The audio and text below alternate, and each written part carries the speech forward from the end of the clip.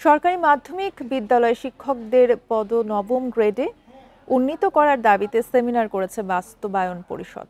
সকালে engineers institute মিলনায়তনে শিক্ষকরা বলেন, এই পদটি দশম গ্রেডে রেখে দেয়া চরম বৈষম্য। বান্ডেল থাকলে প্রতি সেনমানিতে টাকা বাঁচবে। বিকাশ সেনমানি বান্ডেল কিনে জিতুন প্রতি লেনদেনে।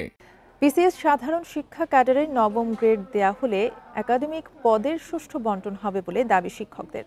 বলছেন, শিক্ষকদের সামাজিক মর্যাদা বৃদ্ধি এবং পেশাটিকে তরুণদের কাছে আকর্ষণীয় করে তোলা গেলে শিক্ষার উন্নয়নের সঙ্গে মাধ্যমিকে পাঠদানও গতিশীল হবে।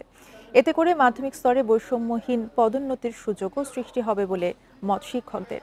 দাবি আদায়ে আগামীতে রাজধানীতে মহাসমাবেশ করার ঘোষণাও দেওয়া হয়।